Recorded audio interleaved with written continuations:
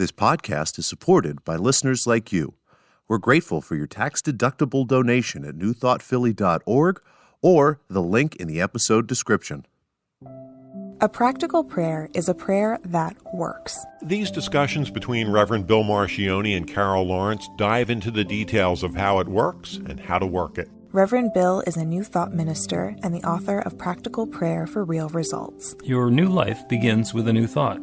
Carol Lawrence is on a spiritual quest, finding the New Thought teaching after decades on the pulpit in 3 different traditional denominations. I've got some questions. Together, they're exploring the philosophy and activities that come together from many of the world's religions to create the practical spirituality that is New Thought.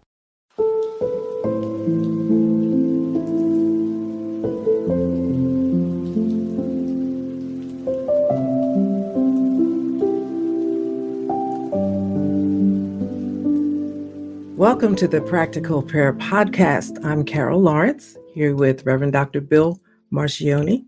We're going to talk about some good things. Some good things. And you used the big D word, so something that you teed up as that you would like to talk about.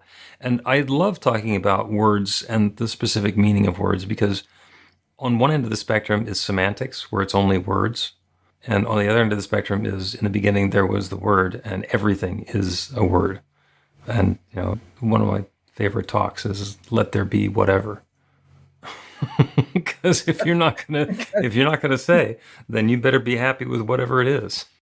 I got to use that one. That'll give me something to work with. Let there be whatever. So your word is discernment. Yes. And by discernment, I mean discerning or defining or telling the difference between A, it is this, or B, it is this. Now, let me give you an example so it will make sense. Let's say someone gives you a gift and you feel uncomfortable with the receiving of the gift. Can't figure out anything wrong with it, not illegal, none of that stuff, but you just feeling kind of, funny about it.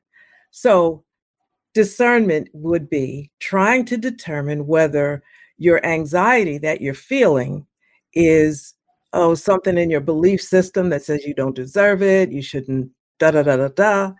And like the imposter syndrome that I was talking about, that kind of stuff. Is it that, or is it spirit, that internal spiritual voice and all of that talks to you however it is for you, saying, don't touch this? How do you know the difference? How do you discern between those feelings? I'm going to suggest that it goes beyond A and B. It could be a C, D, E, and none of the above, or all of the above, or A and C. Because if the response from spirit, and it's like, this is for me or this is not for me, that's the A or B. And then inside of each of those, if this is for me, then, maybe I need to get my ego out of the way because it's being resistant, or maybe I need to be more open to my good, or maybe I just get to be more joyous in life and have fun with the things that are given to me, whatever fits under A. And if it's B, is this thing going to be harmful to me and my lifestyle? Is this going to make me beholden to the person who's giving it to me? So they're giving it to me with strings attached. Is some story going to come back around about how I'm such a X, Y, or Z because I took it? There could be a whole bunch of reasons that we don't want to accept the gift. And so the discernment turns into awareness. As soon as you get past that, I'm going to take it, I'm not going to take it, A, B answer, I think. So, yeah. And as you were saying that, I was seeing a lot of those. I didn't do all the bullet points. Should have. Right. But I was so in the situation or the scenario, whatever, so wondering about the belief system stuff that keeps us from accepting. Now, you used ego, and I want you to explain that in a minute. And maybe what I'm talking about is ego, and I just don't know that that's the label that it is. But it's just trying to figure out, is this okay or not okay? It could be either way. I understand that, but I don't think it's always just either way. All of those subpoints that you have makes a difference. Tip the scale one way or the other, right? Yeah. So what do you do first? What would one do first to figure it out? Because you had some really good points in there. Are there strings attached? Is this going to come back later? Doesn't mean that it's a bad gift, but you probably wouldn't be interested in what's happening down the road. Mm-hmm. So I guess what the trick is to definitely don't make the decision quickly. Well, you can start making the decision quickly. And there's a story that I get to tell in here. Before we were married, my wife's mother very generously got her a new car. Just here, your old car is needing too much service, so we're going to get you a new car. And wound up with a car that was well beyond what she could afford, with the payments due. And mom was supposedly going to make the payments, but that wasn't the sort of thing that was really characteristic. So we wound up, after we were married, saddled with this car. So, was that a gift? Yeah, right. Probably well-intentioned, but yeah. Always well-intentioned. But what we need to do is be aware of the bigger picture of what's going on. And I was talking a little bit about ego, and that's the judgment that we have about ourselves. Either, oh, I'm so important that of course I deserve this wonderful thing, or, oh, I'm so worthless that I can't possibly deserve this thing. Those are both sides of our ego. The reason I said you can start answering the question immediately is when somebody offers you a gift, you start by saying, oh, well, that is so generous of you. Thank you. And that's before you even accept it. And, that's just to be who you are in the situation. And you can give cues as to whether or not you're going to be able to keep it or not, or you keep it to yourself. It doesn't matter. And then you let yourself internally, you go within and let the still small voice suggest to you whether this gift fits with your lifestyle and with your alignment, your spiritual practice, and if it affirms or diminishes your sense of self. And that's just a feeling. And so once you get that feeling, it's like, oh, this is a really cool thing. Then you can be much more in the I am accepting the good that's coming into my life and allowing that. And if you're starting to get the pushback and the negativity, then you get to dive into that. It's like, okay, now I'm getting a no, and I don't know what the no is about. And by the way, it's not a no, it's a yes to not accepting it. I get you. I do. And then we get to, and sometimes that's the process that takes a little while because you have to unpack it. It's there, but it might be wrapped up, like you start peeling away the layers of an onion. It's all onion, but the middle of it is hidden under a whole lot of little other onion.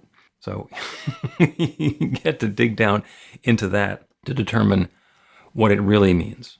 And sometimes the first thing that it seems like it means is either part of it or is not really it. And you get to continue going down deeper inside of it before you understand where that resonance or congruity or incongruity is between you and whatever is being offered up.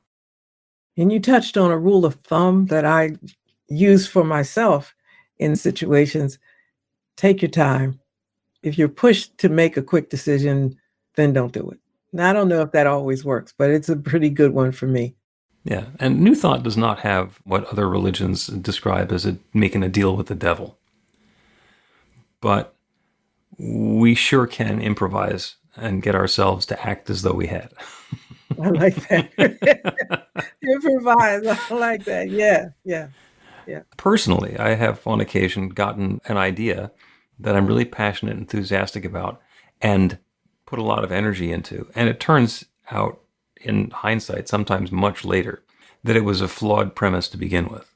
Now, and there are other things where I have a great idea and I don't do it, I do something different, and then it's like circling the drain, and eventually, or circling the hoop, I guess is better because eventually it scores. But it just takes forever to come into being. I've been on both sides of that. Yeah, circling the drain and circling the hoop. I guess that's discernment, right? What is this going to drop into?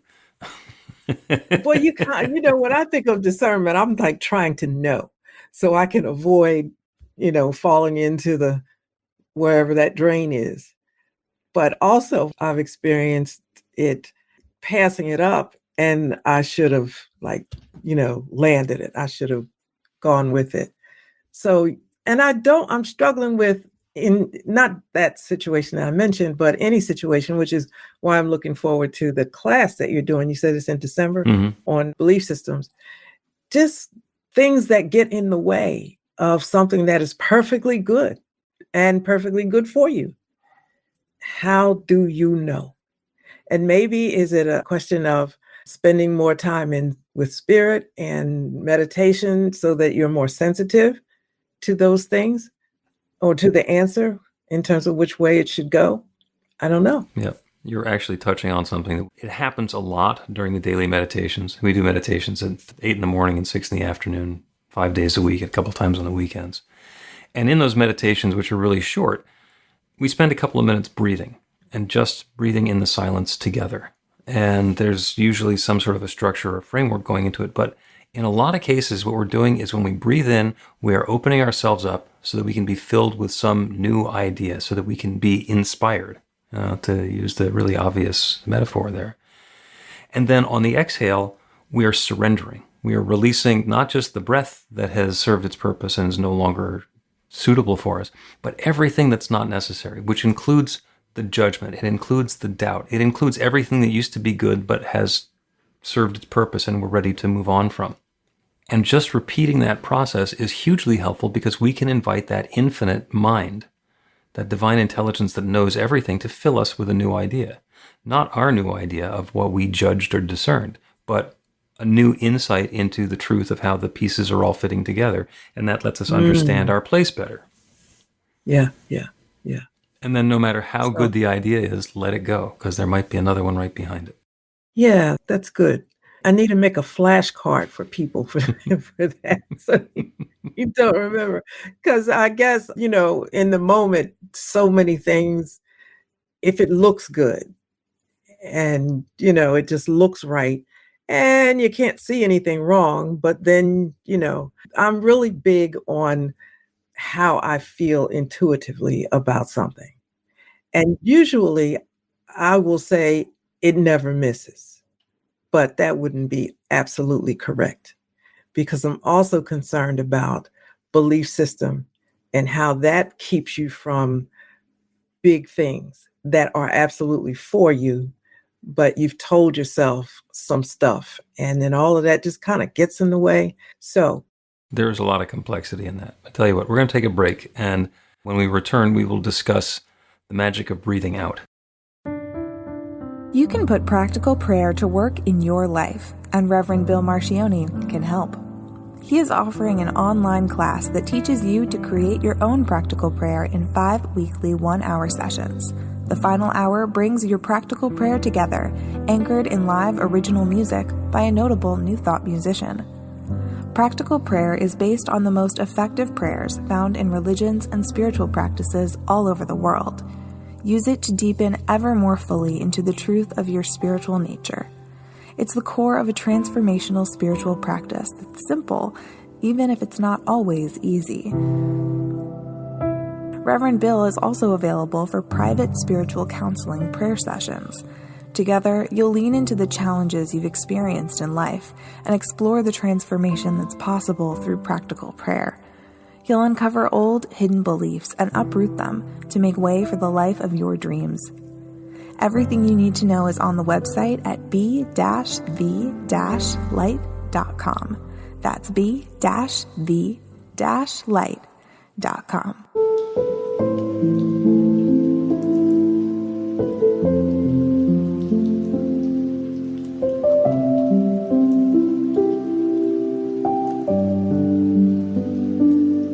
welcome back to the Practical Prayer Podcast. I'm Carol, here with Reverend Dr. Bill Marcioni. We're talking about breathing out. And breathe out is just such a wonderful reminder for ourselves. And a lot of times I use it when somebody is in a particularly charged or emotional situation. There's some emergency going on. And they're all gasping. And it's the reminder, just breathe out. And breathing out is wonderful because it's the opposite of that anxiety response or the fight or flight response. And physiologically, an exhale actually stimulates our vagus nerve, which makes us feel physically more relaxed. So in those situations, breathing out can be really helpful. When I'm coaching brides-to-be before we do their wedding ceremony, and this is sometimes going a year before the wedding ceremony, I said, if someone in your family or your bridal party gets to the point where they are making you feel uncomfortable, breathe out. then call me, but breathe out because we'll do some work together. And the idea is to remember that that calmness is available. And for the brides, it's because it's their wedding. It does not have to be a stressful event, even though there are so many invitations, A, B, discernment, to make it stressful. There are so many different ways and possibilities for it to be stressful. And breathe out is also really helpful when we are making a decision or looking for that guidance. Because when we think we know the answer, we get filled up with our answer. And if I decide, the answer is going to be teal walls everywhere, then it's going to be teal walls everywhere until there's room to consider something different. Like, too much teal might not be great. So what we want to do is take that idea. Yes, it's a brilliant inspiration. And I'm going to breathe out and let go of that.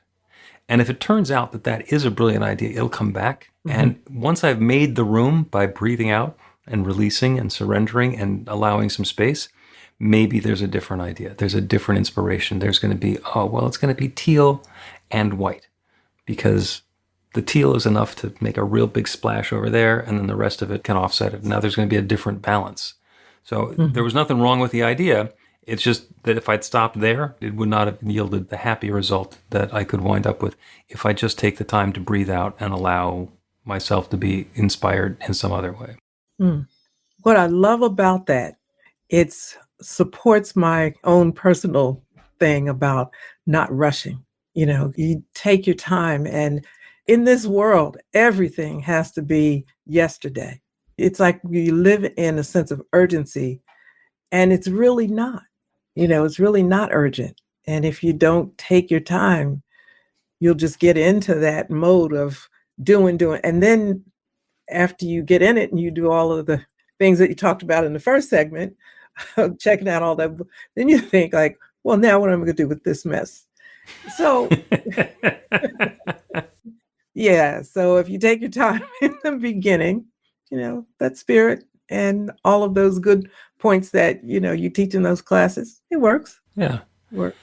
When we think about all the stuff that we're rushing through, all the things in life that we're in such a big hurry for, if you take the notion of those being things out of it, and instead were to think, I'm rushing through life, it's like, are we hurrying to get to the end? Yeah. Yeah, or do we want to take our time and enjoy the stuff that we're doing and have it be meaningful rather than just having it be fast or in large quantity? Yeah. Yeah. That's happened to me. That thought has occurred to me over, I guess, in the last 6 months, things that I wanted to do right now. But then it's sort of like, if this happens, it will take you to the next level or a end that might not have you thought about all of that. Just like maybe this is getting you closer to something that you're not prepared for right now, or that you don't want to happen. So yeah, I really appreciate that.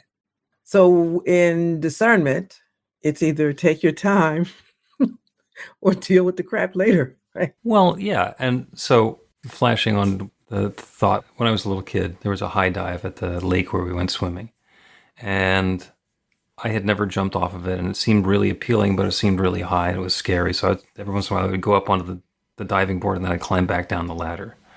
And I didn't go. And then eventually I jumped off of that, and then eventually it got to be fun. And when I was a young adult, we went to a quarry in New Jersey with some friends, and we would jump off the side of the quarry into the water in the bottom of the old quarry, back when they still let people do that. Now they realize it's too ridiculously dangerous to offer up insurance so that somebody would be able to do that.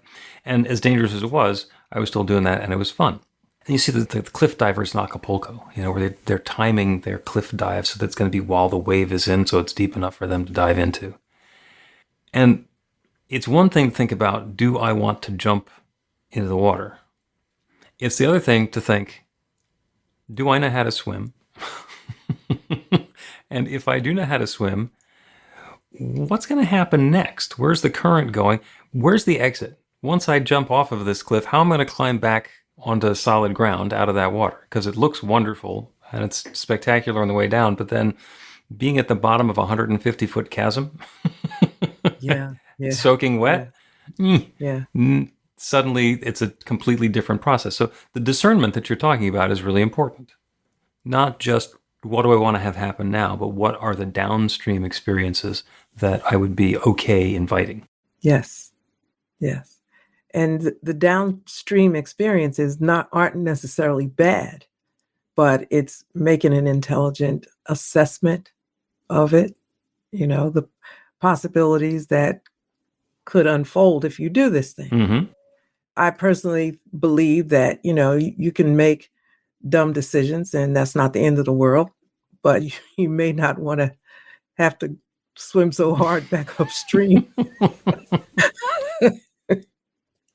Yeah. So, yeah.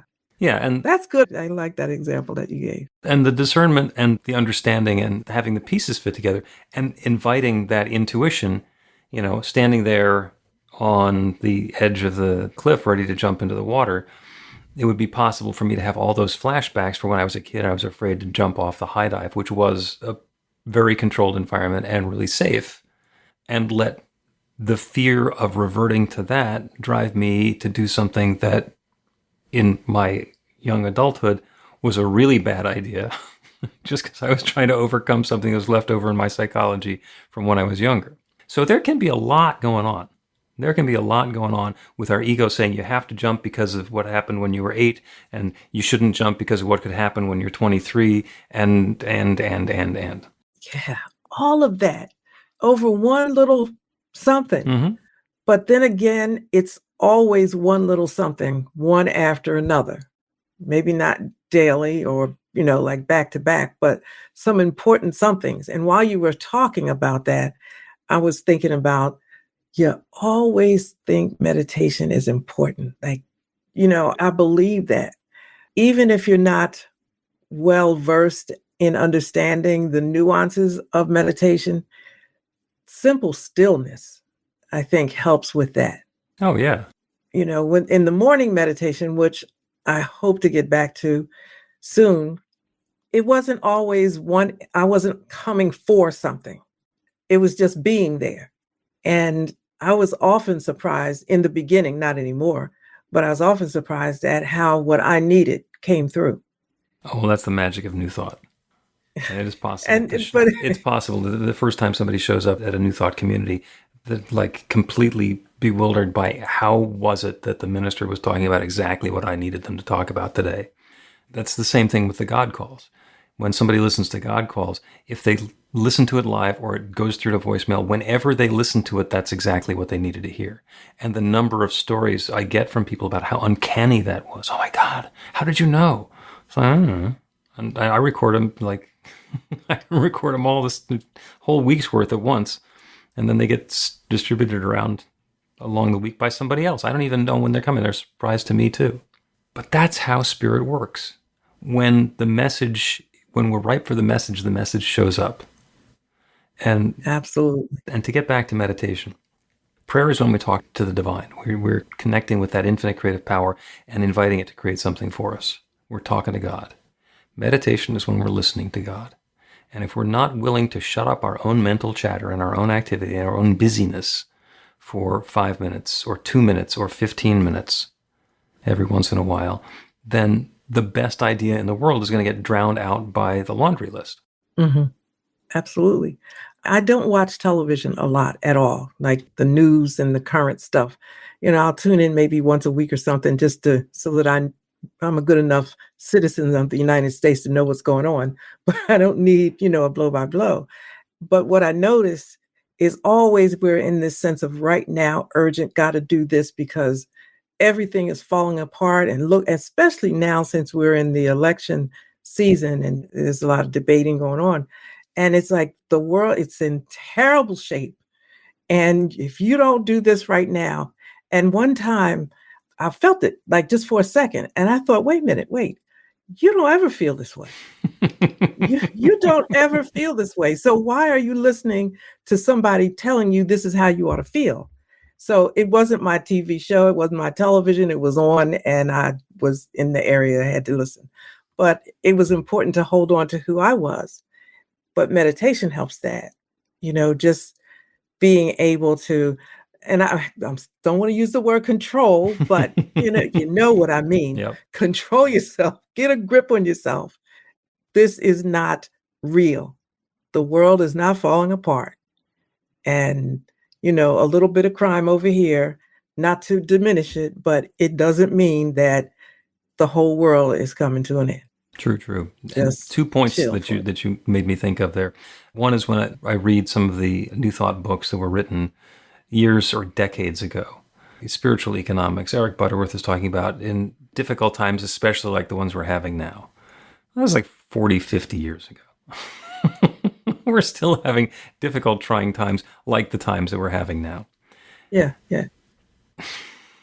And the other one is Ralph Waldo Emerson, who said in one of his essays that we should get our bloated nothingness out of the way of the divine circuits.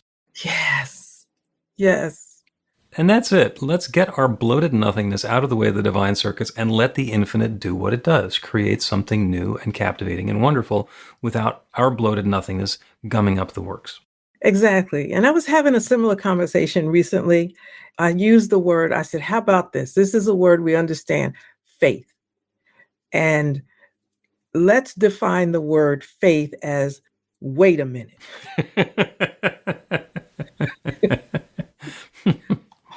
Wait a minute. Don't do anything. Don't draw any conclusions. Just hold on, because there's God. However you call God, whatever you call it, there is God. So if you just kind of hold on, which is the faith, then whatever God it is you got gets a chance. Mm-hmm. But it means you got to wait a second. Usually more than a second, but if you need to give it time. Yeah. Wayne Dyer said, don't just do something, sit there. Hard thing to do, right? It is, especially when we think we know what to do.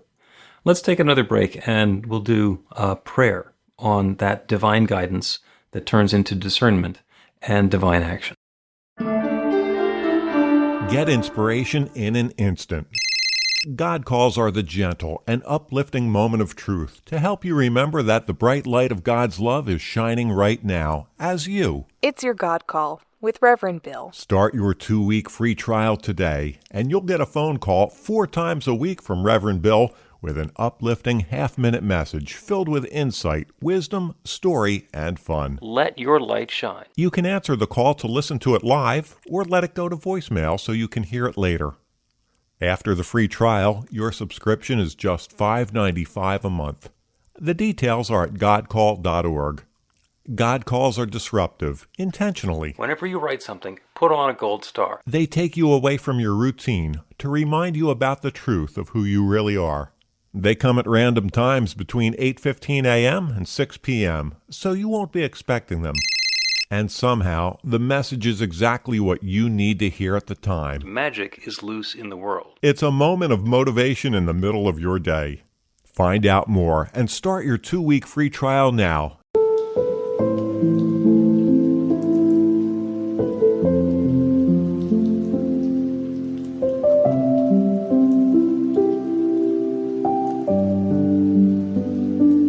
Welcome back to the Practical Prayer Podcast. I'm Carol, here with Reverend Dr. Bill Marcioni. We've been having an amazing discussion. Talking about discernment and our partnership with the infinite and how we know whether something is going to be good for us or not good for us, or good for us to accept or good for us to walk away from, because it's all good, just maybe not for me. Yeah. Nuance of words, but the words are important. So let's do a prayer. Let's do a prayer for divine guidance and discernment and divine right action. And those are 3 different aspects of the same thing. The divine guidance is allowing ourselves to be influenced or inspired by that infinite mind, that divine intelligence. Discernment is being able to understand when it's the still small voice of the infinite speaking to us and when it's our ego self imitating that voice and trying to convince us to do something that's not going to be very helpful. And the end part of that is divine right action, which is to be able to take those steps which are ours to take. And I put the word right in there because there's just too many ways for the divine to lead us through a swamp to get us to the beach that we were looking for when we could just walk around to the beach. So divine right action is going to be highest and best unfolding for all of us. So we get to turn our attention away from the world around us and open ourselves up to that infinite power and presence, the divine creative power that creates everything. We call it spirit or God or nature or infinite intelligence or George or the Big Bang. It doesn't matter what we call it. It is that one from which everything flows, that one which shares itself as in and through all of its creation. Everything, everywhere, is that divine presence taking individual and particular form. And that includes me and each one who is listening to this prayer. Each of us is a divine and perfect expression of God's infinite good right here and right now.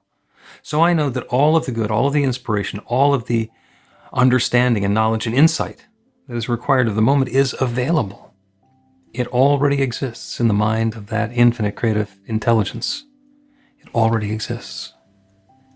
And as active participants in this manifest universe, creating our next new experience using that same power, I know that that divine intelligence is able to individualize itself as an awareness, as an insight, as an inspiration for each of us. So the good that we're seeking is seeking us now. As we quiet and listen for that still small voice, we are guided into exactly that next perfect step. And there is the discernment for each of us to know exactly that which is ours.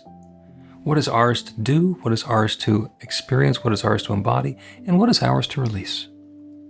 The path is made clear, and we are guided in divine right action, taking each next perfect step, allowing, inviting, and participating in the creation of this next new experience of good. I'm so grateful for the good. I am so grateful for the wonderful way that this is coming about. I am so grateful for this infinite creative power that is creating everything. It's creating each of us, that is creating these new experiences. I am so grateful for the good. This feeling of thanks. I speak this word and I release it into that creative law, the one that has created everything. And I know that it is now creating this. So I release my word, I let it go, and I know that it's so. And so it is.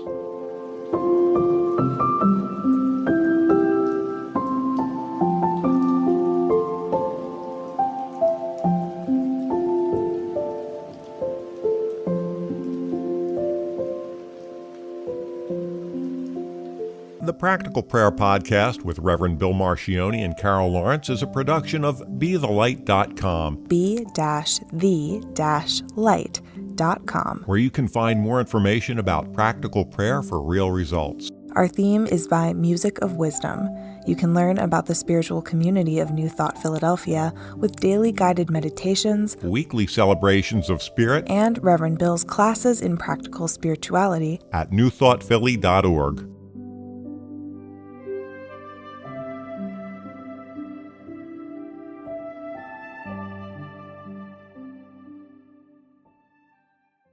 This podcast is supported by listeners like you.